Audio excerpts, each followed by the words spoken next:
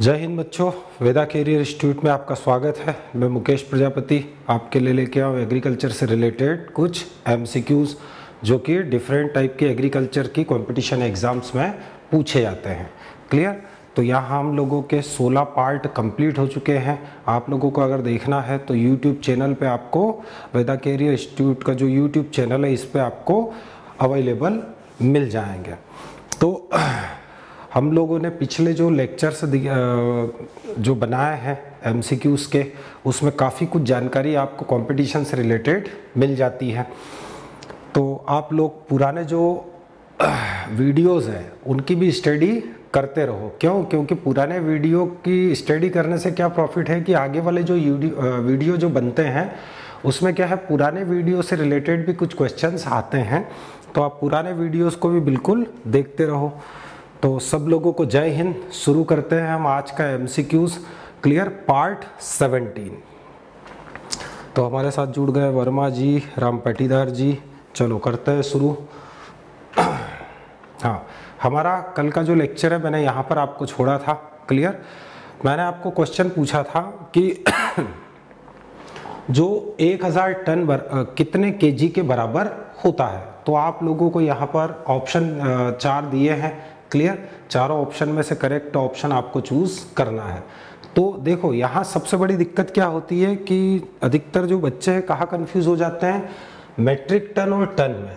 Clear? तो कभी कभी क्या लिखा हुआ आ जाता है मेट्रिक टन, तो मेट्रिक टन और टन इन दोनों में कंफ्यूज हो जाते हैं। तो कंफ्यूज होने की जरूरत नहीं है। मेट्रिक टन और टन दोनों क्या होते हैं, इक्वल होते हैं, दोनों बराबर होते हैं।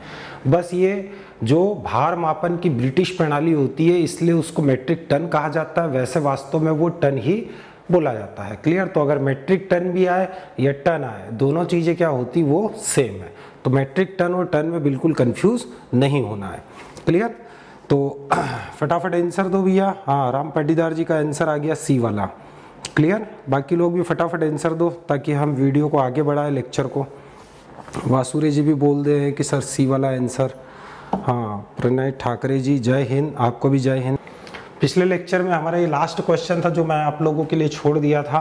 तो यहाँ आपको क्वेश्चन पूछा है 1 टन बराबर होता है 1 टन या 1 मेट्रिक टन, दोनों बराबर है। तो टन बोले या मेट्रिक टन बोले। क्लियर? आपका करेक्ट आंसर आप में से कल कुछ लोगों ने बताया भी था।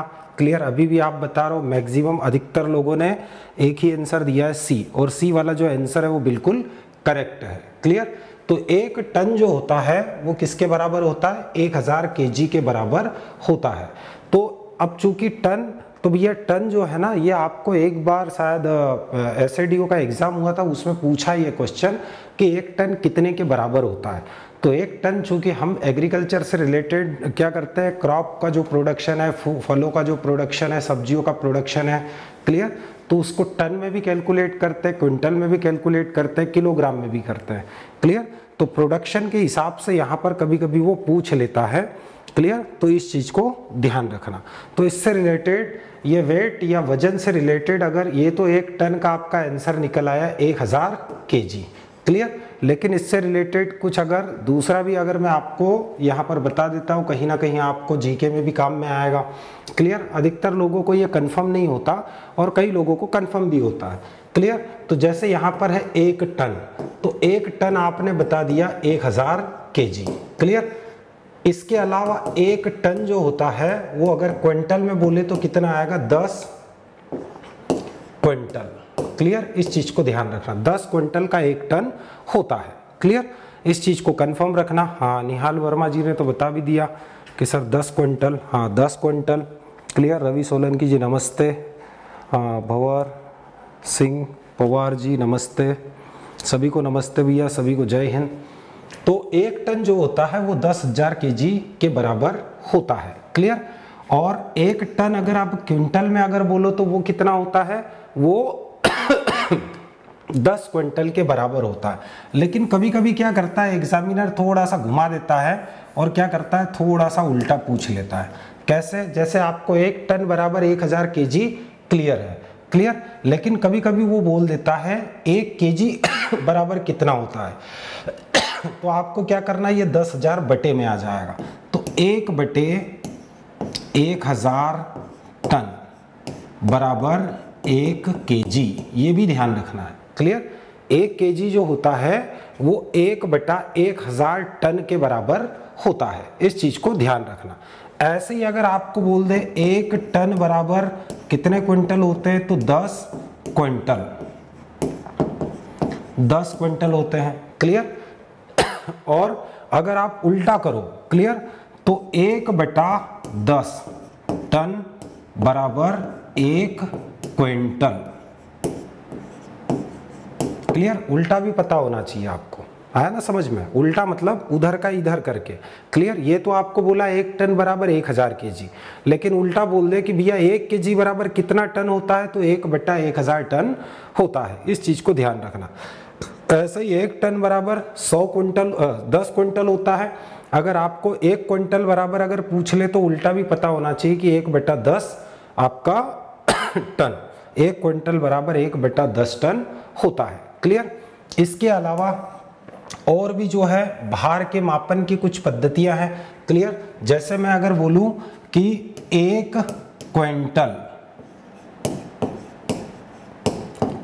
बराबर कितने केजी, आप बताओ भैया, आप लोग बताओ 1 क्विंटल में कितने किलो होते हैं। क्लियर? आप लोग बताओ। आप लोग बोलोगे कि सर इतना इजी क्वेश्चन पूछ लिए आप।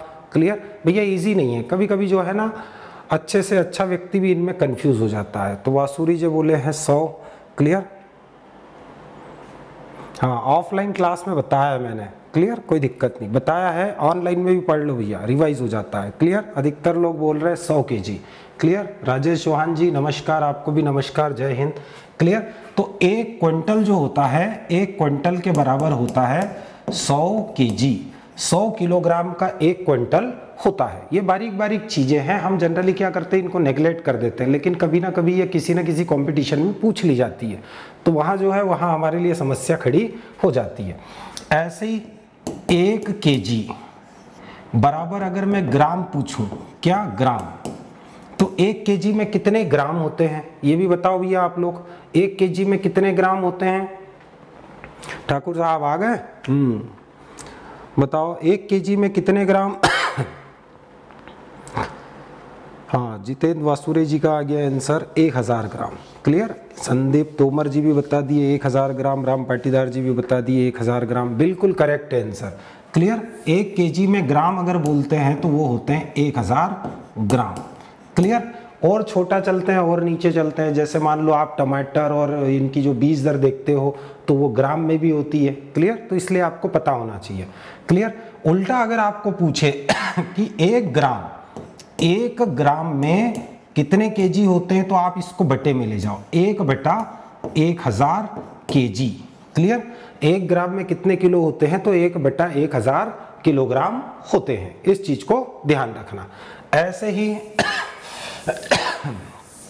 यहां पर ध्यान रखना भैया। नेक्स्ट हम देखते हैं, ऐसे ही अगर मान लो 1 ग्राम बराबर अगर बोल दे, और छोटा चलते हैं अपन, 1 ग्राम बराबर मिलीग्राम।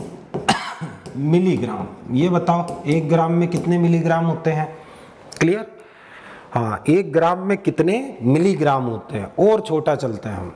क्लियर? और नीचे आ गए, 1 ग्राम से भी कहाँ आ गए, मिलीग्राम में। अधिकतर जो आप सोना खरीदने जाते हो तो वहाँ ये दिक्कत आती है। निहाल वर्मा जी बताए 10 मिलीग्राम। और बताओ भैया कितने मिलीग्राम होते हैं 1 ग्राम में?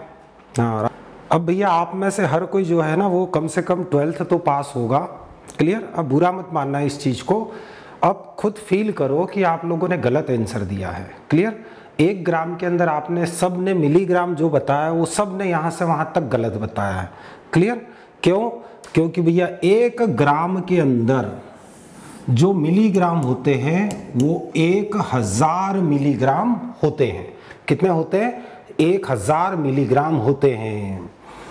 खा गए ना धोखा, जैसे जैसे मैं छोटा छोटा करते गया आप लोग धोखा खा गए कि 10 तोला का है सर जी। हाँ, तोला 10 ग्राम का होता है, 10 ग्राम का 1 तोला होता है। मैंने यहाँ तोला की बात नहीं की है, यहाँ 1 तोला जो होता है वो 10 ग्राम का होता है। वो तो आपका सही है, करेक्ट, लेकिन मैं यहाँ पूछ रहा हूँ 1 ग्राम में कितने मिलीग्राम होते हैं। खा गए ना धोखा, तो इसलिए जो है तो इन चीज़ों को हम नेगलेक्ट करते हैं। क्या करते हैं? नेगलेक्ट करते हैं कि ठीक है ये तो मुझे सब आता है। क्लियर। लेकिन एक्चुअल में कहीं ना कहीं हम जो है वो क्या करते हैं, वो मार खा जाते हैं इस चीज में। तो इस चीज को ध्यान रखना, 1 ग्राम में 1000 मिलीग्राम होते हैं। क्लियर। घर पे अगर पिताजी है तो उनसे पूछ लेना, वो सोना खरीदने जाते हैं तो कैसे 10 ग्राम और 400 मिलीग्राम, क्लियर, या फिर 5 ग्राम और 300 मिलीग्राम, इतना वो तोल के देते हैं। तो वहां से आपको आइडिया आना चाहिए। तो सोना खरीदने मत जाना भैया, आया ना समझ में। और अगर इस हिसाब से 10 मिलीग्राम का अगर मान के चलोगे 1 ग्राम, तो आप तो टपरा बिकवा दोगे। तो 1 ग्राम बराबर 1000 मिलीग्राम होता है। इस चीज को ध्यान रखना, इसमें कोई टेंशन लेने की जरूरत नहीं है, आज आप सीख लिए। क्लियर। कम से कम इस क्लास में ये चीज तो आपको सीखने को मिल गई कि 1 ग्राम में कितने मिलीग्राम होते हैं। क्लियर। चलो कोई दिक्कत नहीं। नेक्स्ट, तो ये वेट संबंधी जो भी होते हैं इनको आपको ध्यान रखना है। सबसे बड़ी यूनिट वेट में आपने देखी है मीट्रिक टन या टन। क्लियर। सबसे छोटी यूनिट मैंने आपको बताई है मिलीग्राम यहाँ पे। क्लियर। तो ये चीज को आप कंफर्म कर लेना, नोट कर लेना और एक बार रिवाइज करना, क्लियर हो जाएगी। बाकी सब तो क्लियर था, लेकिन 1 ग्राम बराबर कितना मिलीग्राम होता है ये थोड़ा सा यहाँ कंफ्यूजन था, वो क्लियर हो गया है। क्लियर। ऐसे ही अगर मान लो दूरी के बारे में, क्योंकि हम भैया फसलों में या फिर जो फसलें या जो फलों के वृक्ष लगाते हैं, सब्जियां लगाते हैं, फूलों की खेती करते हैं, तो वहां हमको क्या करना पड़ता है, लंबाई या दूरी भी नापनी पड़ती है। क्लियर। तो इस चीज को ध्यान रखना। तो मैं थोड़ा सा आपको जो है ना छोटी दूरी और बड़ी दूरी, क्लियर, ये सब बताता हूं। क्लियर। तो यहां सबसे पहले मैं आपको बात करता हूं प्रकाश वर्ष। क्लियर। क्या है, प्रकाश वर्ष, ये भी ध्यान रखना। क्लियर। प्रकाश वर्ष किसका यूनिट है, ये किसका मात्रक है, ये भी पता होना चाहिए। मैं यहाँ दूरी की बारे में बात कर रहा हूँ, तो प्रकाश वर्ष, क्लियर, किसका मात्रक होता है, तो ये चीज ध्यान रखना भैया। जो लाइट ईयर या प्रकाश वर्ष होता है, क्लियर, वो दूरी का मात्रक होता है। किसका मात्रक होता है, दूरी का, डिस्टेंस का। जो तारे हैं या दूसरे उपग्रह हैं, क्लियर, या बहुत दूरी पर अलग अलग जो आकाश गंगाएं हैं, क्लियर, तो इनके लिए हम ऐसे मीटर किलोमीटर नहीं उपयोग कर सकते। जैसे मान लो कोई तारामंडल अगर मान लो आपको बोल दिया कि भैया 400 प्रकाश वर्ष दूर है, मतलब आपको वहां तक प्रकाश की स्पीड से अगर हम दौड़ेंगे या चलेंगे या हम प्रकाश की स्पीड से अगर जाएंगे तो भी हमको कम से कम 400 साल लग जाएंगे। क्लियर। तो ये चीज ध्यान रखना। तो प्रकाश वर्ष ये किसका मात्रक है, ये दूरी का मात्रक होता है। क्लियर। इसके अलावा पारसेक, पारसेक क्या है, तो गुड इवनिंग भैया नीरज केवट जी, गुड इवनिंग। हाँ, तो ये जो पारसेक होता है ये भी किसका मात्रक है, ये भी दूरी का मात्रक होता है। अगर तारों की दूरी ज्ञात करना है आपको, तो तारों की दूरी ज्ञात करने के लिए जनरली पारसेक का उपयोग होता है। क्लियर। और एक होता है खगोलीय मात्रक, क्लियर, जिसको बोलते हैं एयू, एस्ट्रोनॉमिकल यूनिट। अगर आप पीएससी का प्रिपरेशन कर रहे हो तो इन तीनों चीजों को जो है ना बिल्कुल गांठ बांध के रख लो, इनमें से एक क्वेश्चन वो जनरली पूछता है। क्लियर, समझ में आया ना। तो खगोलीय मात्रक भी जो होता है वो दूरी का मात्रक ही होता है, इस चीज को ध्यान रखना। ये तीनों के तीनों जो है ये अंतरिक्ष या स्पेस में उपयोग की जाने वाली यूनिट्स होती है। क्लियर। जो अलग अलग ग्रह है, उपग्रह है, तारे हैं, आकाश गंगाएं हैं, क्लियर, इनकी दूरी मापने के लिए जनरली किसका उपयोग करते हैं, प्रकाश वर्ष का। क्लियर। इसका जो हमारे ब्रह्मांड से जो बाहर है दूसरी आकाश गंगा है, उनको मापने के लिए प्रकाश वर्ष का उपयोग करते हैं। पारसेक का उपयोग तारों से दूरी मापने के लिए करते हैं कि भैया पृथ्वी से कौन सा तारा कितनी दूर है। क्लियर। और खगोलीय मात्रक का जो उपयोग करते हैं वो पृथ्वी से सूर्य के बीच की दूरी मापने के लिए करते हैं, इस चीज को ध्यान रखना। तो ये तीनों क्या है, दूरी के बड़े मात्रक हैं। क्लियर। इसके अलावा हम जनरली हमारे दैनिक जीवन में जो उपयोग करते हैं, ये पीएससी में बहुत पूछता है भैया, ये तीनों का ध्यान रखना। क्लियर। फिर आता है नेक्स्ट आपका, अब ये तो बड़ी दूरियां हैं, क्लियर, अंतरिक्ष की है, चलो छोड़ो। अब दूसरी दूरी का हम उपयोग करते हैं जो हम जनरली दैनिक जीवन में उपयोग करते हैं। क्लियर।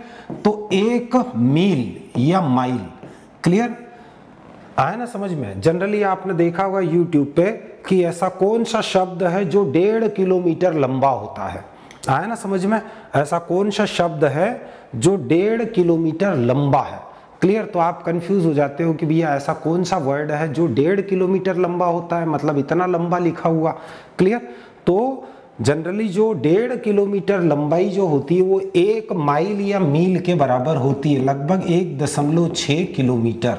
इस चीज को ध्यान रखना। क्लियर। ये भी दूरी का मात्रक होता है, माइल या मील। क्लियर। क्लियर। दूसरा अगर हम बात करते हैं तो 1 किलोमीटर जो होता है वो कितने मीटर के बराबर होता है, ये बताओ भैया आप। ये नहीं बताऊंगा, ये आप जनरली दैनिक जीवन में उपयोग करते हो। आता है बहुत अच्छी बात है, नहीं आता है तो सीख लो। क्लियर। अगर आपको पता है तो ये बहुत अच्छा है आपके लिए। क्यों? क्योंकि आप अलग अलग डिफरेंट टाइप की जो एग्जाम्स है उनकी प्रिपरेशन करते हो, तो कहीं ना कहीं इन चीज़ों के बारे में पूछ लेता है। ये छोटी छोटी चीज़ें हैं, लेकिन अधिकतर इनको हम क्या करते हैं, नेगलेक्ट करते हैं, अनदेखा करते हैं। इससे क्या है, ये भूल जाते हैं। तो ये चीज़ ध्यान रखना भैया। 1000 मीटर आप में से हर व्यक्ति ने बोला है। क्लियर।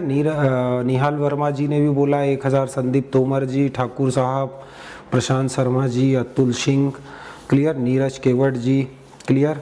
भंवर सिंह, नीरज केवट जी। हाँ बिल्कुल 1000 मीटर बिल्कुल करेक्ट आंसर है आपका। क्लियर। कोई दो मत वाली बात ही नहीं है। 1 किलोमीटर 1000 मीटर के बराबर होता है। क्लियर। कितना होता है, 1000 मीटर। अब हम और छोटा चलते हैं। क्लियर।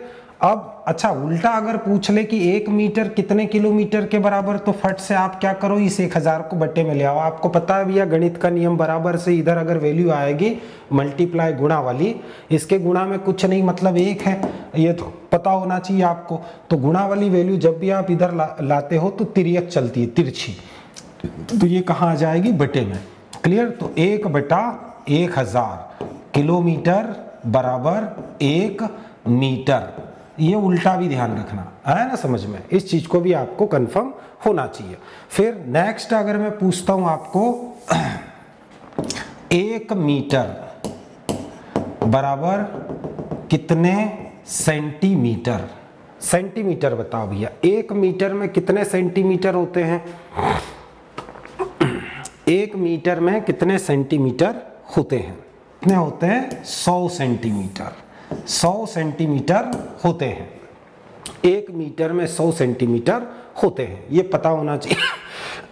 उल्टा अगर पूछे तो 1/100 मीटर बराबर 1 सेंटीमीटर। क्लियर। वो आप डिवाइड करके 0.001 लिखोगे, वो अलग चीज है। क्लियर। वो भी यही है, लेकिन हम लोग अभी सिंपली पढ़ रहे हैं। क्लियर। तो यह होता है 1 सेंटीमीटर बराबर 1/1000 मीटर और 1 मीटर बराबर 100 सेंटीमीटर। क्लियर। और छोटा चलते हैं हम। क्लियर। फिर 1 सेंटीमीटर बराबर कितने मिलीमीटर, कितने mm होते हैं, कितने मिलीमीटर होते हैं बताओ। 1 सेंटीमीटर में कितने मिलीमीटर होते हैं, सेंटीमीटर में 10 मिलीमीटर होते हैं। आया ना समझ में। इस चीज को ध्यान रखना। क्लियर। तो ये तो जनरली हम उपयोग करते हैं हमारे दैनिक जीवन में। ये जैसे किलोमीटर है, माइल है, किलोमीटर है, मीटर है, क्लियर, सेंटीमीटर है, मिलीमीटर है, इनका उपयोग करते हैं। तो ये हमें पता होना चाहिए। क्लियर। कुछ अगर मान लो आपने अगर बचपन में अगर गुरुजी की अगर मार खाई हो स्केल से, तो स्केल पे भी आ जाते हैं हम, फीट पे। क्लियर। तो फीट के बारे में भी पता होना चाहिए। 1 फीट बराबर, क्लियर, सेंटीमीटर। क्लियर। 1 फीट में कितने सेंटीमीटर होते हैं। क्लियर। फीट आप सभी ने देख रखा है, 1 फीट में कितने सेंटीमीटर होते हैं, सब गुड़ गोबर कर दिया। 1 फीट बराबर 30 सेंटीमीटर होता है। इस चीज को ध्यान रखना। आपने अगर लकड़ी का स्केल देखा होगा तो आपने देखा होगा उसमें एक साइड 30 तक के क्या होते हैं, निशान बने होते हैं, 1 से 30 तक। क्लियर। वो होते हैं सेंटीमीटर। क्लियर। अब इसी को हम थोड़ा सा और चलते हैं। 1 फीट में इंच कितने होते हैं।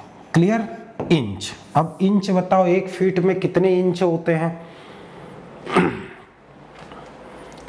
1 फीट में कितने इंच होते हैं? हाँ, जिनने बिल्कुल करेक्ट आंसर दिया है ना, उन्होंने बिल्कुल प्राइमरी में जो है टीचर से मार खाई है, स्केल से बराबर जो है ना, उनको फिक्स पता है। हाँ, हमने भी खाई है प्राइमरी में, हमने भी टीचर से मार खाई है, कोई ऐसे थोड़ी है।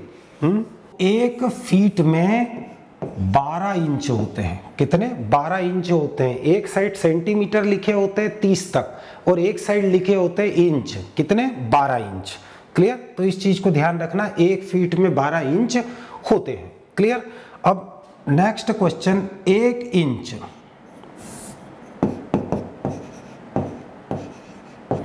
बराबर कितने सेंटीमीटर होता है? 1 इंच में कितने सेंटीमीटर होते हैं, ये भी बताओ भैया। 1 इंच आप सभी लोगों ने बिल्कुल करेक्ट बताया है। क्लियर?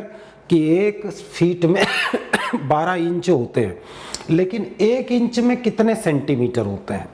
यहां ध्यान रखना, 1 इंच जो होता है उसमें 2.54 सेंटीमीटर होते हैं। कितने? 2.54। क्लियर? हम जनरली बोलने को उसको 2.5 सेंटीमीटर बोलते हैं, लेकिन एक्चुअल में कितना होता है? फिक्स होता है 1 इंच बराबर 2.54 सेंटीमीटर। क्लियर? इस चीज को ध्यान रखना। तो हो गया क्लियर। अब आप एक बात बताओ, 1 फीट में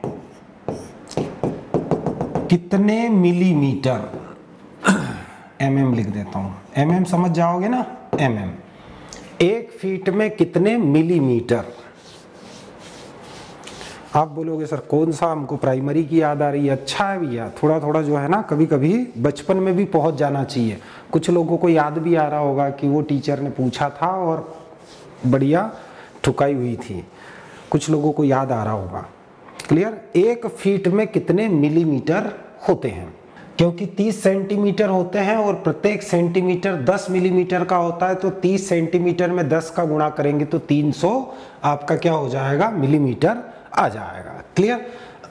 तो ये कुछ दूरी के मात्रक थे, इनको याद रखना। क्लियर? अब ये तो सामान्य दूरी के मात्रक है, लेकिन कभी कभी जैसे बॉटनी में या फिजिक्स में भी कुछ उपयोग होते हैं, तो आप लोगों के लिए मैं बताता हूँ। जो लोग पीएससी का या फिर आपका दूसरा अगर मान लो रेलवे या किसी का भी अगर एग्जाम का प्रिपरेशन करेंगे, तो अधिकतर जो है ये जीके में पूछे जाते हैं, तो ध्यान रखना। क्लियर? जैसे आपको बोला जाता है 1 माइक्रोमीटर, क्या बोलता है? 1 माइक्रोमीटर, ये ऐसा लिखा होता है म्यू एम। क्लियर? तो 1 माइक्रोमीटर बराबर कितने मीटर होते हैं? क्लियर? ये पूछा जाता है 1 माइक्रोमीटर बराबर कितने मीटर होते हैं। क्लियर? तो ये चीज को ध्यान रखना भैया। 1 माइक्रोमीटर बराबर कितने मीटर होते हैं, ये जनरल एग्जाम का जो पेपर होता है उसमें ये अधिकतर पूछ लेता है। तो निहाल वर्मा जी ने बोला है 10⁻⁻⁶, बिल्कुल करेक्ट आंसर। क्लियर? तो 1 मीटर के अंदर आप जनरली देखते हो 10⁻⁻⁶। 1 माइक्रोमीटर जो होता है वो 10⁻⁻⁶ मीटर के बराबर होता है। आप इसको ऐसे भी लिख सकते हो, 1 बटा, क्लियर, 10⁻⁶ बोला है मतलब 6 शून्य लगा दो। क्लियर? मीटर, आप ऐसे भी इसको लिख सकते हो, आपको पता है भैया।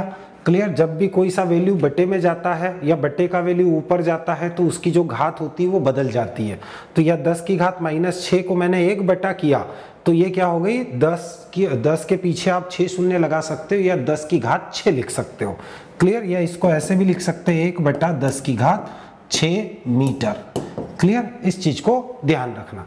तो बिल्कुल सभी लोगों का करेक्ट आंसर आ रहा है 10⁻⁻⁶, हाँ, पावर। क्लियर? 10⁻⁻⁶ मीटर। तो ये ध्यान रखना, ये माइक्रोमीटर के बारे में भी पूछा जाता है। क्लियर? जहां पर भी माइक्रो होता है तो 1 माइक्रो का मतलब ही होता है 10⁻⁻⁶, ये चीज ध्यान रखना। तो मीटर तो अपनी जगह रहेगा, लेकिन माइक्रो की जगह आपने क्या लिख दिया? 10⁻⁻⁶। क्लियर? तो ये चीज ध्यान रखना। नेक्स्ट मैं आपको बताता हूं यहां पर इससे भी छोटी दूरी, और छोटा। क्लियर। जनरली माइक्रोन का उपयोग तो कहाँ करते हो, जो कोशिका के जो ऑर्गन्स होते हैं, क्लियर, माइटोकॉन्ड्रिया है, क्लियर, क्लोरोप्लास्ट है, इनकी जो लंबाई चौड़ाई मापने में उपयोग करते हैं। इसके अलावा 1 एंगस्ट्रॉम बराबर कितने मीटर, ये भी पता होना चाहिए। 1 एंगस्ट्रॉम बराबर कितना मीटर होता है, क्लियर। इसको जनरली फिजिक्स में ऐसा लिखा जाता है, ए लिख के यहाँ बिंदी लगाई जाती है, क्लियर। तो 1 एंगस्ट्रॉम में कितने मीटर होते हैं, निहाल वर्मा जी बताया है 10⁻⁻10 मीटर।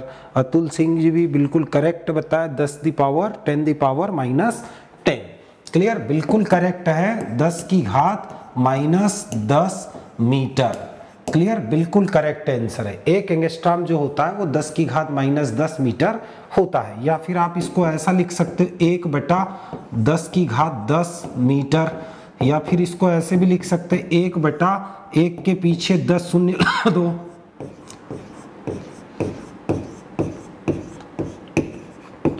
दस ही है ना, देख लेता हूँ, 3 3 6 3 9 10, हाँ आया ना समझ में। तो ये होता है 1 एंगस्ट्रॉम, क्लियर। इसका उपयोग भी जो कोशिका के अंदर जो सूक्ष्म कोशिकांग होते हैं उनको उनका आकार मापने के लिए किया जाता है एंगस्ट्रॉम का, क्लियर। एग्रीकल्चर में तो नहीं पूछता, लेकिन जो जनरल नॉलेज का पेपर होता है जीके का, उसमें वो पूछ लेता है।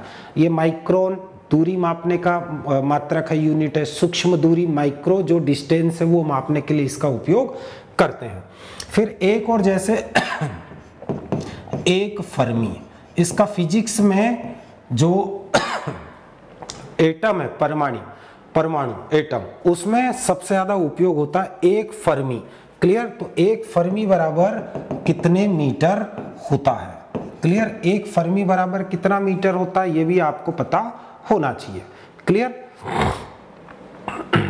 हाँ, निहाल वर्मा जी, अतुल सिंह जी दोनों ने बताया 10⁻⁻15, बिल्कुल करेक्ट आंसर है।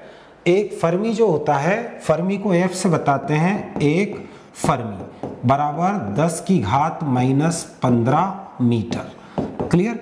तो ये दूरी मापने की सूक्ष्म यूनिट्स होती है, माइक्रो यूनिट्स होती है, क्लियर। तो ये वाला क्वेश्चन आप लोगों ने बिल्कुल अच्छे से आंसर दिया। कहीं कहीं थोड़ा मीटर, मिलीमीटर और मिलीग्राम में कंफ्यूज हुए थे, बाकी सब बढ़िया है, अच्छा प्रैक्टिस है भैया, क्लियर, बढ़िया करते रहो। नेक्स्ट अब हम क्वेश्चन देते हैं। तो ये क्वेश्चन सभी को समझ में आ गया। नेक्स्ट क्वेश्चन पे हम चलते हैं, क्लियर। हाँ, इसका आंसर बताओ। Organelles are related to protein synthesis, means protein संश्लेषण से संबंधित कोशिकांग है, क्लियर। बताओ प्रोटीन संश्लेषण से संबंधित कौन सा ऑर्गेनेल्स है, कोशिका के अंदर प्रोटीन का संश्लेषण कहाँ होता है, कौन करता है। ऑप्शन फर्स्ट है क्लोरोप्लास्ट, जिसको हरित लवक कहते हैं। दूसरा है माइटोकॉन्ड्रिया, जिसको सूत्रकणिका कहते हैं। तीसरा है राइबोसोम, जिसको राइबोसोम ही कहते हैं। और ऑल ऑफ दीज, उपरोक्त सभी। बताओ फटाफट आंसर। हाँ, तो आप में से अधिकतर लोगों का जो आंसर है वो बिल्कुल करेक्ट है, क्लियर। तो यहाँ पर प्रोटीन का जो संश्लेषण होता है वो किस में होता है, तो प्रोटीन का संश्लेषण होता है राइबोसोम में। आया ना समझ में, राइबोसोम में प्रोटीन का संश्लेषण होता है, इस चीज को ध्यान रखना। और राइबोसोम को आप सभी को पता है भैया, राइबोसोम को प्रोटीन की फैक्ट्री, प्रोटीन की फैक्ट्री भी बोलते हैं इसको, फैक्ट्री ऑफ प्रोटीन। प्रोटीन का जो संश्लेषण वो होता है वो राइबोसोम में। अगर आपको, हाँ अंकित ओके जी भी बोल दिए कि सर तीसरा वाला सी, बिल्कुल करेक्ट है। अभी आजकल जो है आप कोरोना के बारे में बहुत सुन रहे हो, क्लियर। तो आप यहाँ पर प्रोटीन सिंथेसिस के बारे में समझ सकते हो, क्लियर। ये जो कोरोना के अंदर होता है वो होता है मैसेंजर आरएनए, क्लियर, जो कि कैसा है, सिंगल स्ट्रैंड वाला है। आया ना समझ में, कैसा है, सिंगल स्ट्रैंड वाला। तो आप, ये क्या होता है भैया, ये जो कोरोना है ये शरीर में जाने के बाद क्या करता है, हमारे सेल्स के अंदर जाता है, और वहां जाने के बाद क्या करता है, इसका मैसेंजर आरएनए बाहर निकलता है, क्लियर।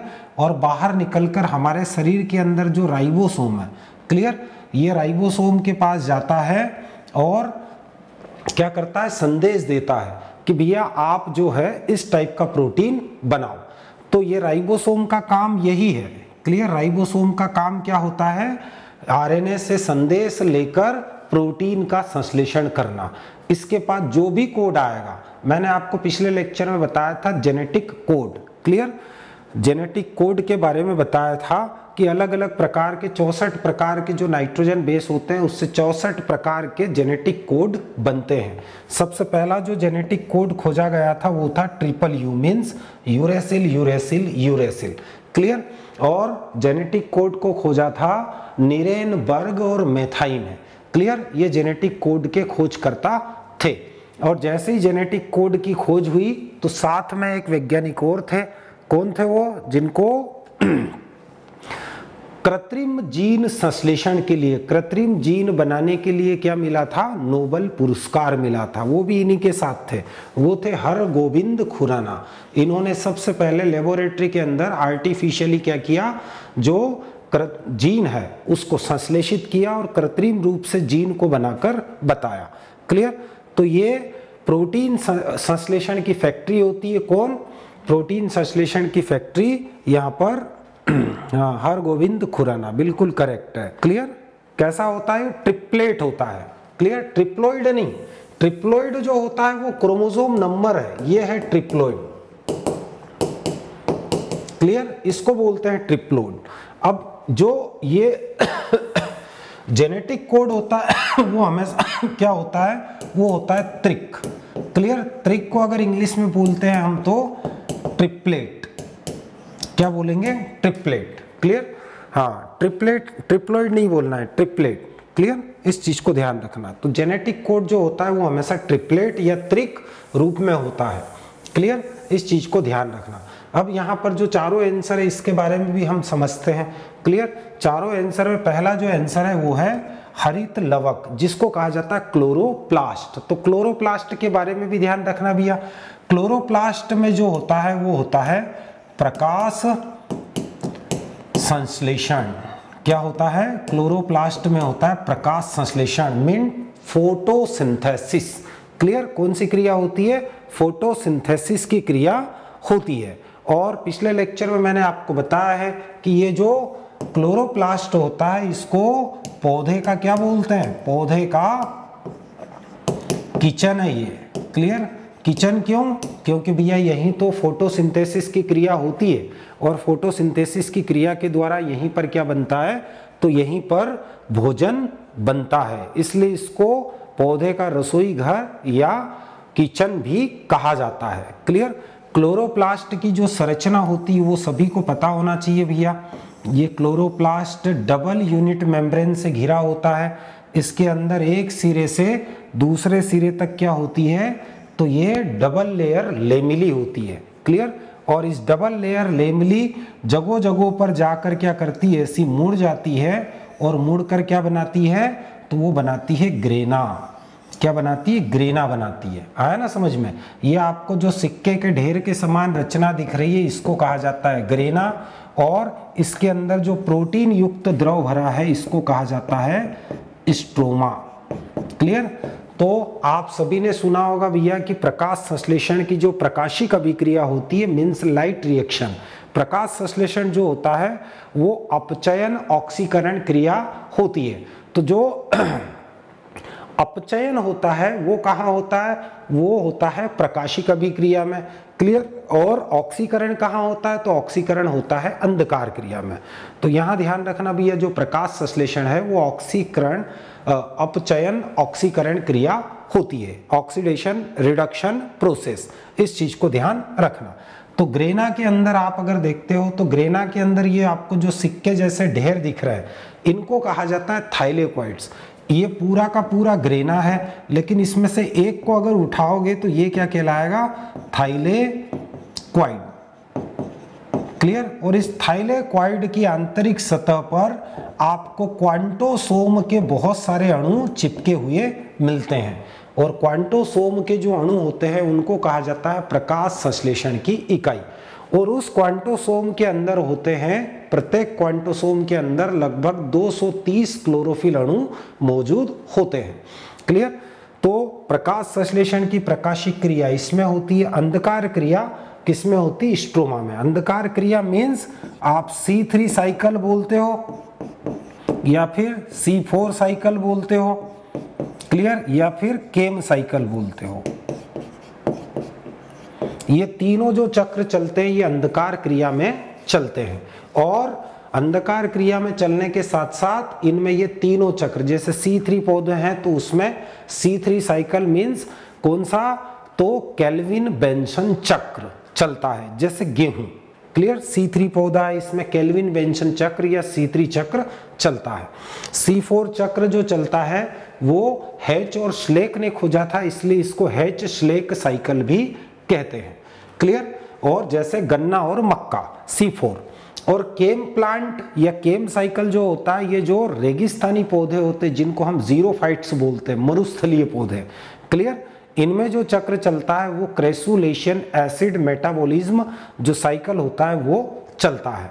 और ये जो रेगिस्तानी पौधे होते हैं ये कैसे होते हैं, ये सकुलेंट प्लांट होते हैं, मांसलोद्भिद पौधे, इस चीज को ध्यान रखना, उनमें केम चक्र चलता है। और केम चक्र क्यों चलता है, ताकि वो पानी का संरक्षण कर सके, नमी का संरक्षण कर सके।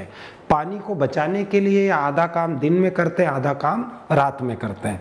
तो यहाँ पर ये पहला आपका जो है वो है क्लोरोप्लास्ट या हरित लवक, क्लियर। इसमें प्रकाश संश्लेषण होता है, इसको पौधों का रसोई घर या किचन कहा जाता है, क्लियर। तो वहां तो भोजन बन गया, क्लियर। दूसरा जो आपका है वो है माइटोकॉन्ड्रिया।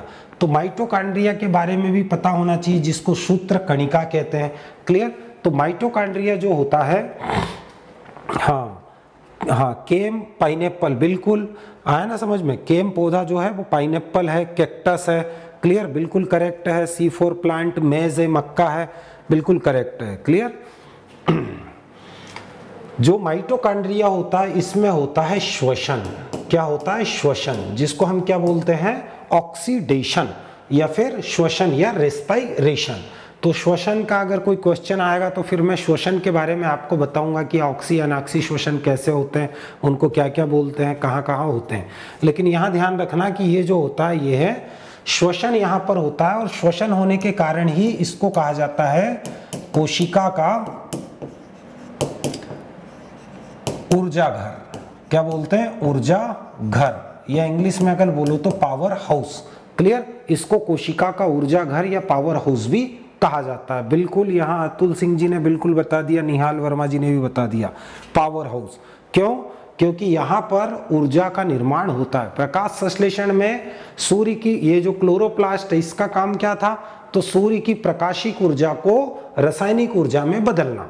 लेकिन यहाँ पर अगर माइटोकॉन्ड्रिया की बात करें तो ये क्या करता है, जो प्रकाश संश्लेषण में जो रासायनिक ऊर्जा बनी है, क्लियर, ग्लूकोज या स्टार्च के रूप में उस ऊर्जा का ऑक्सीकरण कर कर क्या करना, उसको गतिज ऊर्जा में बदलना, मीन्स रासायनिक ऊर्जा को गतिज या काइनेटिक एनर्जी में चेंज करना।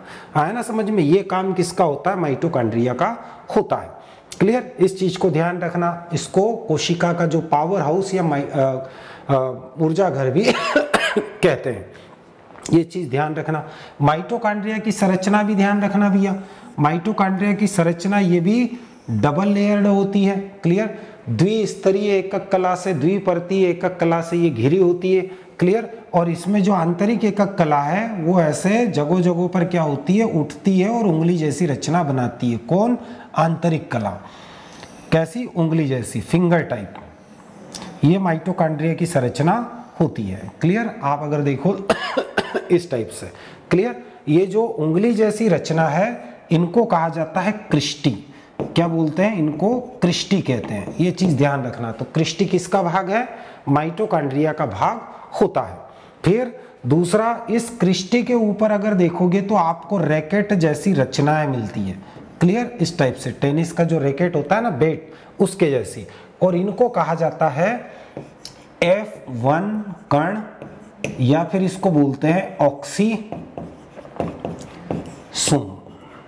क्या बोलते हैं, ऑक्सीसोम कहते हैं। और इसके अंदर जो द्रव भरा होता है उसको माइटोकॉन्ड्रियल मैट्रिक्स कहते हैं। हाँ, इसको खोजा था किसने, कोलिकर ने, क्लियर, ये चीज ध्यान रखना। तो ये माइटोकॉन्ड्रिया के अंदर श्वसन की क्रिया होती है। श्वसन भी अलग अलग स्टेप में होता है, क्लियर। सबसे पहली स्टेप जो होती है वो है ग्लाइकोलिसिस। तो एक बार आपको एसएडीओ या आरईओ का या शायद पीएटी के एग्जाम में पूछा है कि ग्लाइकोलिसिस क्या होता है, क्लियर। तो ग्लाइकोलिसिस होता है, उसका डेफिनेशन ध्यान रखना भैया। ग्लाइकोलिसिस जो पहली क्रिया होती है श्वसन की, क्लियर। ग्लाइकोलिसिस होने के बाद दूसरी जो चरण होता है वो होता है ऑक्सीडेटिव डीकार्बोक्सिलेशन, जिसमें कि क्या होता है, जिसमें कि क्रेब्स चक्र चलता है। क्रेब्स चक्र चलने के बाद में ईटीएस चक्र भी उसी के अंदर चलता है, क्लियर। तो ऑक्सीडेटिव डीकार्बोक्सिलेशन के अंदर अगर देखोगे तो पाइरुविक अम्ल का ऑक्सीकरण होगा, ऑक्सीडेटिव डीकार्बोक्सिलेशन होगा, फिर क्रेब्स चक्र होगा और फिर क्या होगा, लास्ट में इलेक्ट्रॉन ट्रांसपोर्ट होगा, मींस ईटीएस चक्र चलता है। तो ये जो ग्लाइकोलिसिस होता है, तो ग्लाइकोलिसिस में क्या होता है, ग्लूकोज के एक अणु या एक मॉलिक्यूल से पाइरुविक अम्ल के दो अणुओं का बनना, ग्लूकोज के एक अणु से पाइरुविक अम्ल के दो अणुओं का बनना ग्लाइकोलिसिस कहलाता है। और ग्लाइकोलिसिस की क्रिया माइटोकॉन्ड्रिया के बाहर होती है। माइटोकॉन्ड्रिया के बाहर मतलब जो कोशिका द्रव होता है उसके अंदर ग्लाइकोलिसिस की क्रिया होती है। पाइरुविक अम्ल, ये आप ध्यान रखना भैया, एक अणु जो ग्लूकोज है उससे पाइरुविक अम्ल के दो अणु बनना, ये क्रिया कहलाती है ग्लाइकोलिसिस। क्या कहलाती है, ग्लाइकोलिसिस। और ये कहां होती है, तो ये होती है कोशिका द्रव में, क्लियर। साइटोप्लाज्म में होती है, माइटोकॉन्ड्रिया के अंदर नहीं होती है। कई बार क्वेश्चन आपको पूछा हुआ है। जब ये पाइरुविक अम्ल के अणु बन जाएंगे तब ये जाएंगे कहां, माइटोकॉन्ड्रिया के अंदर। और बाद की पूरी क्रिया होती है वो किस में होती है, वो माइटोकॉन्ड्रिया के अंदर होती है। इस प्रकार जो ऑक्सीडेटिव ऑक्सीकरण होता है, ग्लूकोज के एक अणु के पूर्ण ऑक्सीकरण से 38 एटीपी एनर्जी निकलती है। इस चीज को ध्यान रखना। तो ये आपका था माइटोकॉन्ड्रिया, क्लियर। अब एक क्वेश्चन जो पिछले लेक्चर्स में आप लोगों को मैं बता चुका हूं कि कोशिका का जो केंद्रक है वो तो कंप्लीट क्या है, वो कंप्लीटली ऑटोनोमस ऑर्गेनेल्स है। किसका, कोशिका का, क्लियर। लेकिन केंद्रक के अलावा दो ये कोशिकांग है, इनको अर्ध स्वशासित कोशिकांग कहते हैं, semi autonomous organelles, clear, of the cell, clear. कौन कौन से हैं, क्लोरोप्लास्ट और माइटोकॉन्ड्रिया, क्लियर। क्यों, क्योंकि केंद्रक के अलावा, केंद्रक के बाहर अगर कहीं पर डीएनए मौजूद है, क्लियर, कोशिका में, तो वो है माइटोकॉन्ड्रिया और क्लोरोप्लास्ट के अंदर होता है। इसलिए इनको सेमी ऑटोनोमस ऑर्गेनेल्स या फिर अर्ध स्वशासित कोशिकांग भी कहा जाता है। ये दो ही होते हैं, इसके अलावा तीसरा कोशिका के अंदर अर्ध स्वशासित कोशिकांग नहीं है, क्लियर। फिर नेक्स्ट आपका जो आता है वो है राइबोसोम। तो राइबोसोम के बारे में इसको प्रोटीन की फैक्ट्री बोलते हैं भैया, प्रोटीन की फैक्ट्री। क्यों बोलते हैं इसको प्रोटीन की फैक्ट्री, क्यों, क्योंकि राइबोसोम ही क्या करता है, मैसेंजर आरएनए से सूचना लेकर क्या करता है, प्रोटीन का निर्माण करता है। मैसेंजर आरएनए जिस टाइप की सूचना देगा उसी टाइप की प्रोटीन बनाएगा, इसको किसी से कोई मतलब नहीं। जैसे कोरोना वायरस का मैसेंजर आरएनए निकल कर जाता है राइबोसोम के पास, तो राइबोसोम को कोई मतलब नहीं, भले ही वो वायरस का मैसेंजर आरएनए है, जैसे ही उसके पास जाएगा वो उस टाइप की प्रोटीन बनाने लग जाता है। इस चीज को ध्यान रखना। इसको पैलाडे के कण भी कहा जाता है, पैलाडे के कण। क्यों कहते हैं, क्योंकि भैया इसको पैलाडे ने जंतु कोशिका के अंदर खोजा था, क्लियर। जनरली अगर हम देखते हैं तो दो प्रकार के राइबोसोम पाए जाते हैं। कौन कौन से राइबोसोम, तो एक होता है 70S और एक होता है 80S राइबोसोम। ये दो प्रकार के राइबोसोम जो होते हैं वो कोशिका के अंदर क्या है, पाए जाते हैं जनरली, क्लियर। जो 70S राइबोसोम होता है इसकी दो उप इकाइयां होती है, वो कौन सी होती है बताओ कौन सी होती है, पता है आपको? तो 70S की जो होती है वो है 50S और 30S, ये 70S राइबोसोम की 2 उप इकाइयां होती है। और 80S राइबोसोम जो होता है इसकी 2 इकाइयां होती है, वो है 60S और 40S। इस चीज को ध्यान रखना, इसकी 50 और 30 होती है और इसकी 60 और 40 होती है, इस चीज को ध्यान रखना। क्लियर? हाँ, अब आप इनको प्लस मत कर देना, नहीं तो कई लोग जो है इसको प्लस कर देंगे, 50 और 30 तो 80 होता है, नहीं, इसकी जो उप इकाइयां होती है ये ऐसी, ये ऊपर वाली इकाई और ये नीचे वाली इकाई, तो ये 30 वाली है और ये 50 वाली है। क्लियर? और इसके पीछे जो S लिखा है ये इसका अवसादन गुणांक है, इसको खोजा था स्वेटबर्ग ने, इसलिए स्वेटबर्ग के नाम का आगे वाला जो अल्फाबेट है S वो इसके पीछे लिखा जाता है। क्लियर? तो ये चीज ध्यान रखना भैया, ये राइबोसोम के बारे में। तो आई होप कि आपको ये बढ़िया से समझ में आया होगा जितनी चीजें मैंने आपको यहाँ पर बताई थी। क्लियर? इसमें डाइमर भी होता है, तो जब वो क्वेश्चन आएगा राइबोसोम के बारे में और कोई सा, क्लियर, जब 70S 80S का कोई क्वेश्चन इस टाइप से आएगा तो मैं डाइमर के बारे में भी आपको समझाऊंगा। क्लियर? इस चीज को ध्यान रखना। तो ये आपका जो क्वेश्चन है वो करेक्ट कंप्लीट हो चुका है। नेक्स्ट आपका क्वेश्चन होता है पौध पदार्थ में CN अनुपात है। क्लियर? जो प्लांट मटेरियल होता है उसमें कार्बन और नाइट्रोजन का जो रेशो है वो कितना होता है। क्लियर? आप लोग फटाफट आंसर दो। प्लांट मटेरियल के बारे में आपसे बात की है, तो प्लांट मटेरियल के अंदर जो होता है आपका CN रेशो वो होता है 20:1। कितना होता है? 20:1। ये चीज ध्यान रखना भैया, प्लांट मटेरियल के अंदर जो कार्बन और नाइट्रोजन का जो रेशो होता है वो होता है 20:1। क्लियर? इस चीज को ध्यान रखना। अब अलग अलग प्रकार के जो उत्पाद हैं पौधे से जो प्राप्त होते हैं, क्लियर, उनके अंदर या फिर मृदा के अंदर जो सूक्ष्म जीव हैं उनके अंदर हम क्या करें, अलग अलग प्रकार का जो कार्बन नाइट्रोजन जो रेशो पाया जाता है उसके बारे में हम डिस्कस करते हैं। इसका आंसर आपका है कार्बन 20 भाग और नाइट्रोजन आपका है 1 भाग प्लांट मटेरियल के अंदर। क्लियर? इस चीज को ध्यान रखना। पहला हम बात करते हैं जो सॉडस्ट होता है। कौन सा? सॉडस्ट। क्लियर? सॉडस्ट मतलब जैसे लकड़ी को जब काटते हैं आरी से, क्लियर, या फिर जहां पर भी लकड़ी को काटने के लिए जो कारखाना होता है, क्लियर, वहां पर अगर आप देखते हो तो लकड़ी को जो काटा जाता है तो काटने पर डस्ट निकलती है, तो आरी को तो इंग्लिश में सा बोलते हैं और डस्ट निकलती है। इसमें जो रेशो होता है कार्बन नाइट्रोजन का वो 300 से 400 भाग इसमें कार्बन होता है और 1 भाग जो होता है वो होता है नाइट्रोजन। क्लियर? तो इसका जो है क्वेश्चन अधिकतर पूछा जाता है कि जो CN रेशो सॉडस्ट के अंदर होता है वो कितना होता है। इस चीज को ध्यान रखना।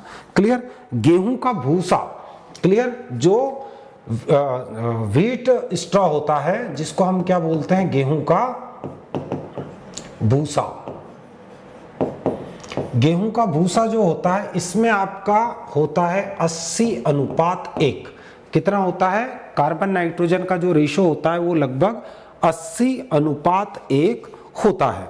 फिर जो आपका जई का भूसा होता है, किसका भूसा? जई का, ओएट का, जई का भूसा। क्लियर? इसमें आपका होता है लगभग 70:1। क्लियर? 70:1 इसके अंदर आपको रेशो मिलता है। इस चीज को ध्यान रखना। फिर मक्का का जो भूसा होता है, क्लियर, सूखी हुई मक्का को जब क्या करते हैं थ्रेसर में, तो उसका जो भूसा निकलता है, तो मक्का का भूसा, क्लियर, इसके अंदर आपका होता है 57:1। क्लियर? कितना होता है? 57:1 जो होता है वो यहां पर आपको कार्बन नाइट्रोजन का रेशो मिलता है। इसके बाद अगर हम देखते हैं मृदा सूक्ष्म जीव या माइक्रो ऑर्गेनिज्म, क्लियर, तो मृदा सूक्ष्म जीवों के अंदर अगर देखेंगे हम मृदा सूक्ष्म जीव या फिर माइक्रो ऑर्गेनिज्म, इसके अंदर आपका जो रेशो होता है 8:1। क्लियर? कितना होता है? 8 भाग आपको नाइट्रोजन मिलेगा, कार्बन मिलेगा, और 1 भाग आपको क्या मिलेगा, नाइट्रोजन मिलता है। इस चीज को ध्यान रखना। फिर मटर का जो भूसा होता है, मटर का भूसा, क्लियर, इसका ध्यान रखना भैया। मटर का जो भूसा, मटर का भूसा समझते हो, मटर की फली निकलने के बाद जो उसका स्ट्रॉ निकलता है, तो इसमें होता है 29:1, 29:1 भाग क्या होता है, 29 भाग इसमें कार्बन होता है, 1 भाग इसमें नाइट्रोजन होता है। इस चीज को ध्यान रखना। फिर कार्बनिक पदार्थ जो होता है, क्लियर, सड़ने के बाद, क्लियर, कार्बनिक पदार्थ, क्लियर, तो जो ऑर्गेनिक मैटर होता है, जैसे आप जनरली बोल सकते हो गोबर की खाद है, क्लियर, या फिर अलग अलग प्रकार के जो जीवांश पदार्थ होते हैं, उनके अंदर ये कार्बन नाइट्रोजन रेशो होता है। इसमें ध्यान रखना भैया 20:30:1, क्लियर, ये चीज ध्यान रखना, क्लियर। इसके बाद FYM के अंदर भी यही होता है। सामान्य मृदा के अंदर अगर बात करो तो मृदा में जो होता है, मृदा में ये जो रेशो आपको मिलेगा ये 10:1 मिलता है। तो ये डिफरेंट टाइप के जो रेशो होते हैं इनको ध्यान रखना। इसमें कार्बन नाइट्रोजन का जो रेशो होता है वो अधिकतर आपको पूछा जाता है। कंपोस्ट, तो जितने भी कार्बनिक पदार्थ होते हैं, कंपोस्ट है, ह्यूमस है, या फिर जो जंगली मृदा है, जंगली मृदा मीन्स वाइल्ड सॉइल, या फिर आप अगर बोलो तो वर्जिन सॉइल, वर्जिन सॉइल जहां पर जुताई नहीं की है, तो ऐसी मिट्टी के अंदर अगर आप देखोगे तो आपको कार्बन नाइट्रोजन जो रेशो मिलेगा, क्लियर, या आप बोल सकते हो कि मृदा की ओ होरिजन, क्लियर, मीन्स ओ शस्त्र जो होती है उसमें कार्बन नाइट्रोजन का रेशो आपको 20:30:1 मिलता है। यहाँ आपका पौध पदार्थ में कार्बन नाइट्रोजन का जो अनुपात आएगा वो है 20:1, क्लियर। तो इस चीज को ध्यान रखना, क्लियर। यहाँ आप कंफ्यूज हो गए थोड़ा, क्लियर। अब नेक्स्ट हम देखते हैं, तो ये आपका क्वेश्चन कंप्लीट होता है, क्लियर। हाँ, इमेर गेहूं है, क्लियर। जो इमेर गेहूं होता है, इमेर गेहूं क्या है, क्लियर, कौन सा है बताओ भैया फटाफट। इमेर गेहूं क्या होता है, मतलब, तो यहां पर ध्यान रखना भैया, आपका इमेर गेहूं जो होता है वो होता है टेट्राप्लॉइड।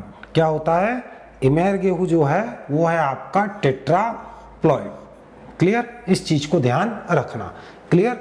टेट्राप्लॉइड मीन्स ये होता है 2n = 4x = 28, क्लियर। ये 4x, इसमें जो जोड़े होते हैं वो कितने होते हैं, 4 होते हैं। लिखने को हम भले ही 2n लिखते हैं, लेकिन इसमें जोड़े कितने होते हैं, इसमें जोड़े होते हैं कितने, 4 होते हैं क्रोमोसोम के। इसलिए ये कौन सा है, हाँ बस अंकित उके जी, सी वाला आंसर तो गलत है भैया। तो ये वाला आपका जो है इमेर गेहूं जो होता है वो होता है आपका 4x, क्लियर।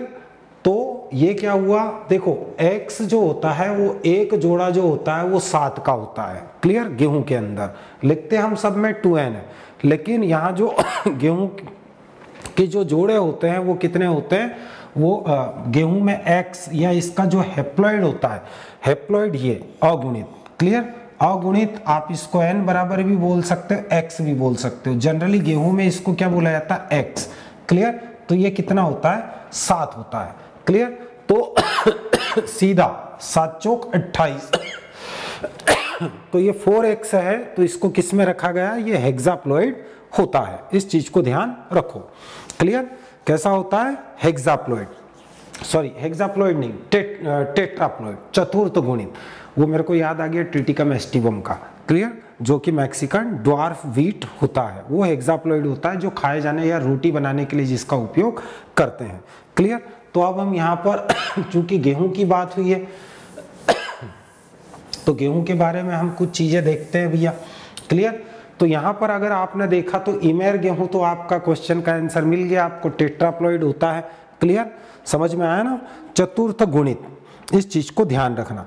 फिर इसके बाद अगर आपको मैकेरोनी या ड्यूरम अगर बोल दे, क्या बोल दे, मैकेरोनी, क्लियर, मैकेरोनी, या क्या बोल दे, ड्यूरम, क्लियर।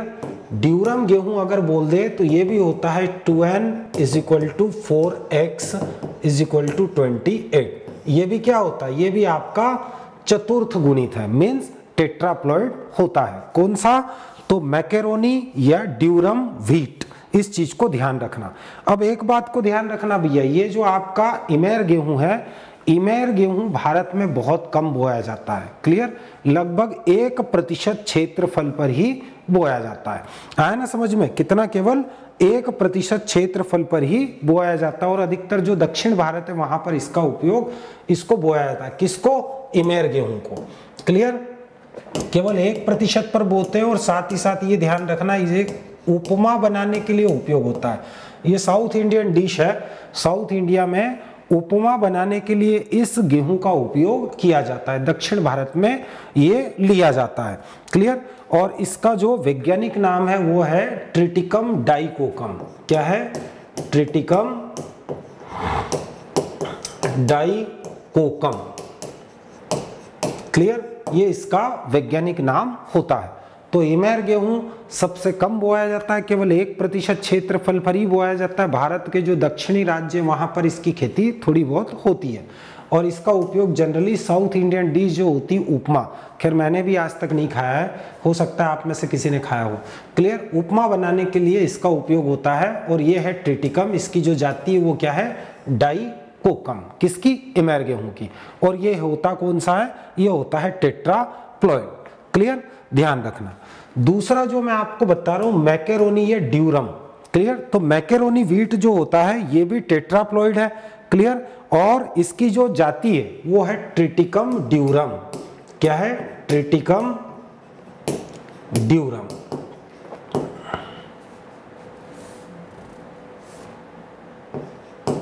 क्लियर, और इसका जो उपयोग होता है, इसका उपयोग सूजी बनाने में होता है। क्या, सूजी या रवा।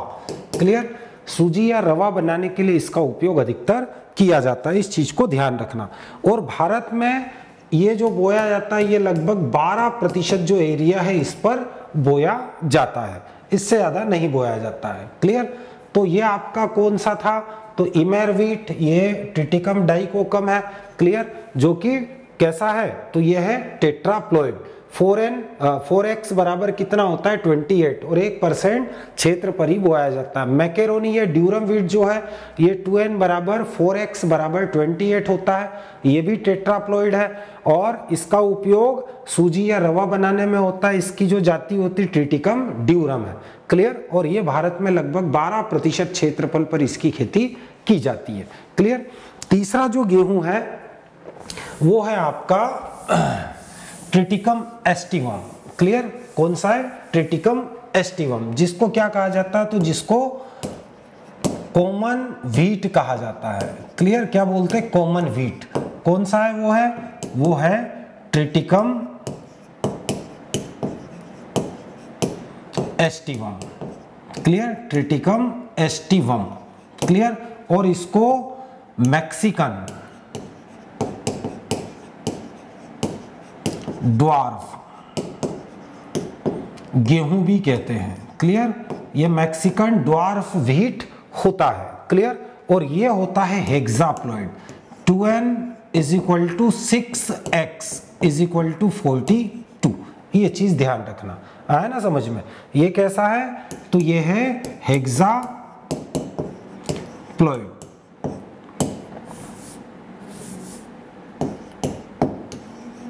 कैसा होता है, हेक्साप्लॉइड होता है, जिसको षट गुणित कहा जाता है। और इसका उपयोग जो होता है ये है रोटी बनाने वाला। क्लियर, सामान्य रूप से हम जो रोटी बनाते हैं वो इसी की बनाते हैं, आया ना समझ में। तो कई बार ये सब क्वेश्चन पूछे।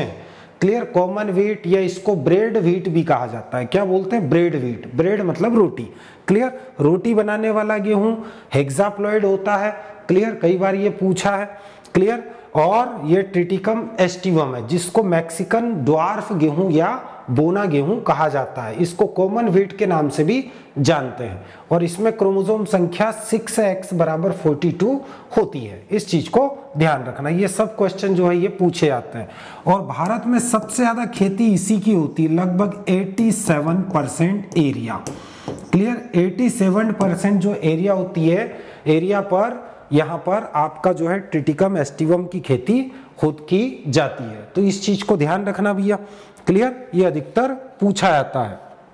क्लियर, इसके अलावा एक जो इनकोन व्हीट भी होता है, कौन सा होता है? इनकोन व्हीट। इस चीज को ध्यान रखना, ये डिप्लॉयड होता है।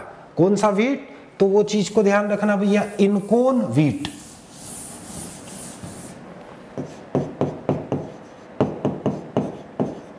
Unicorn wheat. क्लियर, ये क्या होता है? ये आपका जो होता है ट्रिटिकम बायोकोकम।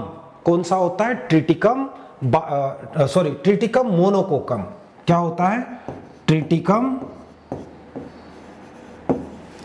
मोनोकोकम।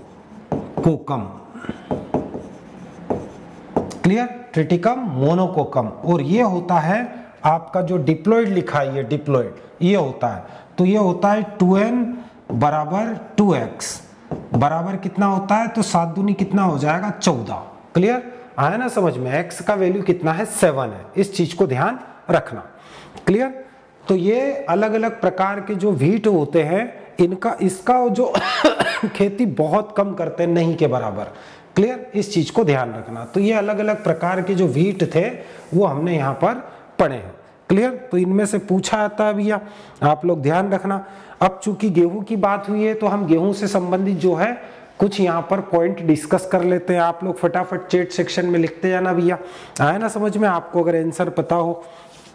क्लियर, हाँ, विश्व की मेन जो स्टेपल फूड है, मूल भोजन है, क्लियर, या मुख्य खाद्यान्न फसल है वर्ल्ड की, वो आप बताओ चैट सेक्शन में। विश्व की मुख्य खाद्यान्न फसल कौन सी है?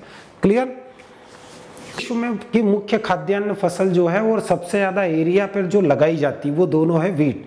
सबसे ज्यादा वर्ल्ड का ज्यादा एरिया कौन कवर करता है? तो वो व्हीट ही करता है। और साथ ही साथ विश्व की मुख्य खाद्यान्न फसल भी गेहूं ही है। सेकंड में आता है धान। क्लियर, थर्ड जो है वो है मक्का। यहाँ पर ये चीज ध्यान रखना कि ये तो विश्व की बात कर रहे हैं, लेकिन अगर हम एशिया की बात करें, एशिया के अंदर जो कंट्रीज आती है, तो एशिया की मुख्य खाद्यान्न फसल वो है आपकी, तो एशिया की मुख्य खाद्यान्न फसल क्या है? चावल है, या जिसको हम पेडी या धान कहते हैं। क्लियर, और भारत की भी मुख्य खाद्यान्न फसल वो क्या है? चावल या धान ही है। तो इस चीज को ध्यान रखना भैया, आया ना समझ में? एक चीज और ध्यान रखना कि जो गेहूं होता है उसका जो दाना होता है या फूल होता है, फूल के अंदर ही दाना बनता है, तो जो फूल या दाना होता है वो दोनों साइड से किससे ढका होता है? तो इसमें 2 लेयर होती है, एक होता है पेलिया और एक होता है लेमा। आया ना समझे? लेमा और पेलिया के द्वारा ढका रहता है। क्लियर, गेहूं का जो पुष्प क्रम होता है वो सभी को पता है भैया, स्पाइकिकाओं का स्पाइक या स्पाइकलेट ऑफ स्पाइक्स। क्लियर, यह होता है गेहूं का पुष्प क्रम। और गेहूं एक रबी की फसल है, स्वपरागित फसल है, ये सब ध्यान रखना। C3 पौधा है, लॉन्ग डे प्लांट है। क्लियर, ध्यान रखना। गेहूं का जो फल होता है उसको कैरियोप्सिस बोलते हैं। क्यों? जितने भी ग्रेमिनी कुल के होते हैं सबको कैरियोप्सिस ही कहते हैं। इस चीज को ध्यान रखना। जो बाली बनती है उसको ईयर कहते हैं। आया ना समझ में? ये सब गेहूं के बारे में ध्यान रखना। और गेहूं से हम अच्छे से रोटी बना लेते, बढ़िया बेलते जाओ, फैलती जाएगी। क्लियर, इसका कारण है ग्लूटेन प्रोटीन, क्योंकि गेहूं के अंदर लगभग 12 से 13% प्रोटीन होती है। इसमें सबसे ज्यादा 10 से 11% जो प्रोटीन होती है वो ग्लूटेन प्रोटीन होती है। और यही कारण है कि गेहूं की रोटी इतनी स्वादिष्ट लगती है और आसानी से बन जाती है। क्लियर, कारण क्या है? ग्लूटेन प्रोटीन के कारण। क्लियर, तो ये ग्लूटेन प्रोटीन पूछा जाता है किसमें होती है? वो गेहूं के अंदर होती है। और इसी प्रोटीन के कारण जो है आप आटा जब गूंथते हो तो हल्का चिपचिपापन होता है, जिससे कि रोटी टूटती नहीं है। आया ना समझ में? ऐसे ही फैलती जाती है। गेहूं के साथ अगर आप देखो तो गेहूं का टेस्ट वेट भी आपको पता होना चाहिए। टेस्ट वेट क्या होता है भैया? टेस्ट वेट होता है 1000 दानों का वजन। क्लियर, और सीड इंडेक्स जो होता है या फिर जिसको टेस्ट इंडेक्स या सीड इंडेक्स कहा जाता है वो होता है 100 दानों का वजन। तो जो छोटे आकार के जो दाने होते हैं उनके लिए किसका उपयोग करते हैं, टेस्ट वेट का उपयोग करते हैं 1000 दानों का वजन। और जो बड़े आकार के जैसे मक्का है, मटर है, इनके लिए हम जो उपयोग करते हैं वो सीड इंडेक्स का उपयोग करते हैं। ये क्यों ज्ञात किया जाता है, ताकि जो सीड रेट पर हेक्टेयर जो निकाली जाती है उससे आसानी से इसको कैलकुलेट करके आप जो पर हेक्टेयर सीड रेट को आप निकाल सकते हो। इस चीज को ध्यान रखना। तो गेहूं का जो टेस्ट वेट होता है वो सबको पता होना चाहिए, 40 से 42 ग्राम होता है। लेकिन इसके अंदर एक खरपतवार होता है, वो खरपतवार, मुख्य खरपतवार इसका मिमिक्री वीड आप सबको पता होना चाहिए भैया। गेहूं का मिमिक्री वीड या नकलची खरपतवार वो है गेहूसा, क्लियर, जिसको गेहूं का मामा या गुल्ली डंडा भी कहा जाता है, क्लियर। और वनस्पतिक नाम है इसका फेलेरिस माइनर, क्लियर, क्या है, फेलेरिस माइनर। इस चीज को ध्यान रखना।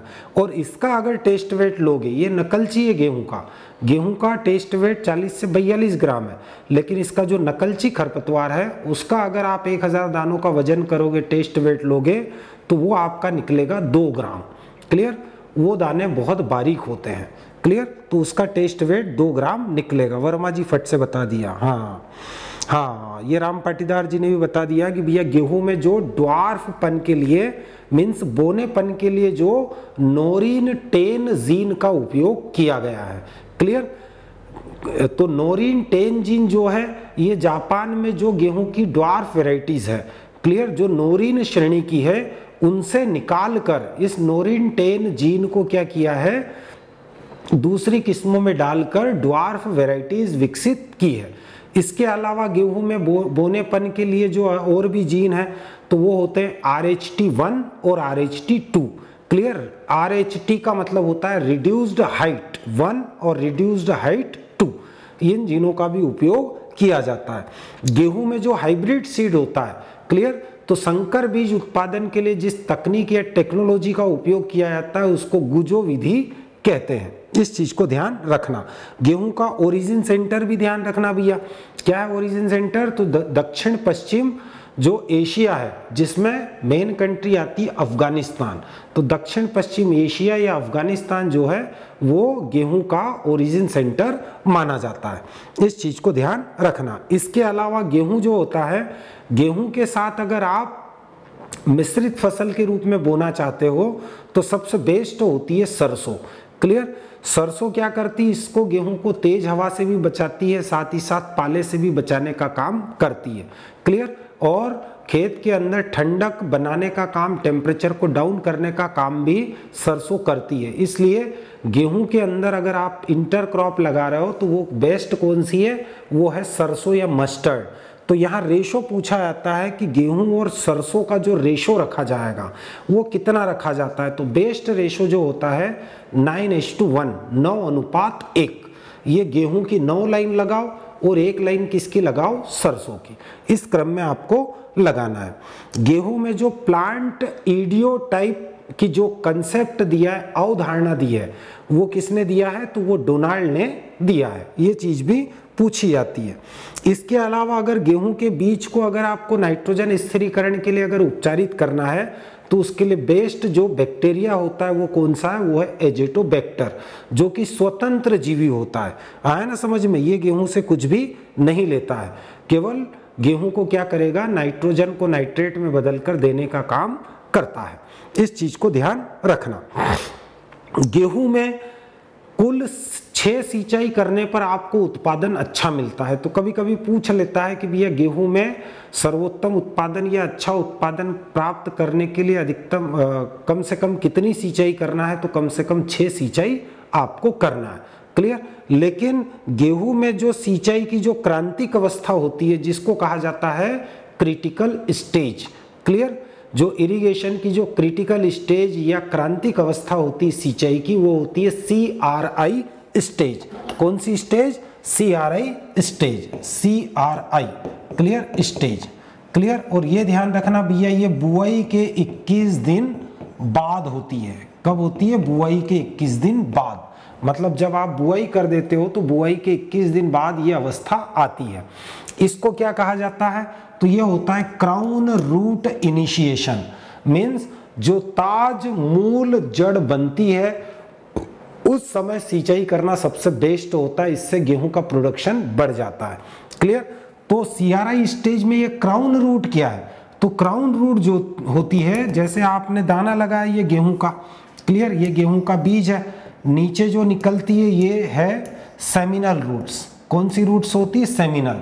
और ऊपर जो ये आपका गेहूं है तो जमीन के नीचे लेकिन बीज के ऊपर, मतलब जमीन के नीचे से निकलेगी, लेकिन जो गेहूं का बीज है, ये आपका जो बीज है, इस बीज से ऊपर जो रूट निकलती है, जड़ निकलती है, इन्हीं को कहा जाता है क्राउन रूट इनिशिएशन, ताज मूल जड़। क्लियर? तो ये चीज ध्यान रखना, ये गेहूं में सिंचाई की क्रांतिक अवस्था है। अगर एक ही सिंचाई है तो आप CRI स्टेज पे कर दो, और अगर आपके पास 2 सिंचाई है तो आप क्या करो, एक तो CRI स्टेज पे करो और एक जब फ्लावरिंग स्टेज होती है उस स्टेज पे आपको करना है। आया ना समझ में? इस चीज को ध्यान रखना। सुपर गेहूं या सुपर व्हीट का जो खोज की है वो किसने की है? वो नागार्जुन नामक एक वैज्ञानिक ने की है। तो ये गेहूं से संबंधित कुछ इंपॉर्टेंट जो पॉइंट्स हैं वो पूछे जाते हैं। आप लोगों को बिल्कुल जो है ये चीजें क्लियर होना चाहिए। इसके अलावा गेहूं के अंदर जो डिसीज होती है भैया, बीमारियां होती है, तो गेहूं की मोस्ट 2 बीमारियां आपको बिल्कुल ध्यान रखना है जिनके बारे में ज्यादा पूछा जाता है। एक तो है रस्ट और दूसरा है करनाल बंट। क्लियर? तो रस्ट जो होता है गेहूं में वो 3 प्रकार का होता है अलग अलग। एक होता है येलो रस्ट, जिसको पीला रस्ट कहा जाता है, रतुआ या गेरुआ। आया ना समझ में? तो जो येलो रस्ट होता है, स्ट्रिप रस्ट, इस पर पत्तियों पर पीले रंग की धारियां बनती है। क्लियर? ये किसके कारण होता है? तो जो पक्सिनिया स्ट्रीफॉर्मिस जो फंगस होती, कवक, पक्सिनिया स्ट्रीफॉर्मिस कवक के द्वारा ये होता है। दूसरा जो होता है वो होता है ब्राउन रस्ट, भूरा रस्ट। क्लियर? आया ना समझ में? कौन सा? ब्राउन रस्ट या भूरा रस्ट जो होता है, उसमें अगर आप देखोगे तो भूरा रस्ट जो होता है वो यहां पर सबसे ज्यादा दिक्कत करने वाला है। भूरा रस्ट या ब्राउन रस्ट जो होता है वो गेहूं में सबसे ज्यादा दिक्कत करता है। सबसे खतरनाक अगर रस्ट अगर बोलो तो वो गेहूं का ब्राउन रस्ट ही होता है, भूरा रस्ट, जिसको कि लीफ रस्ट के नाम से भी जाना जाता है। हाँ, Mahesh Rokade ji, white rust, yellow rust, black. भैया व्हाइट रस्ट गेहूं में नहीं होता है।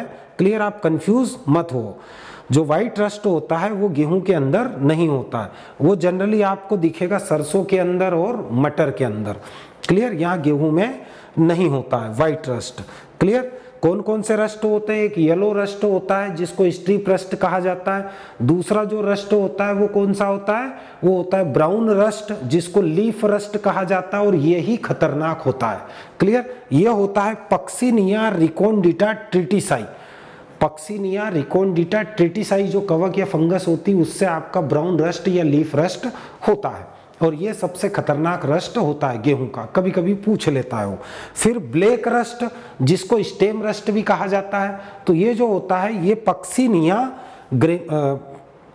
ब्लैक रस्ट जो होता है वो पक्सिनिया ग्रेमिनिस ट्रिटिसाई से होता है, और जो आपका ब्राउन रस्ट है वो पक्सिनिया रिकोन्डिटा ट्रिटिसाई से होता है। थोड़ा सा मैं कंफ्यूज हो गया था। क्लियर?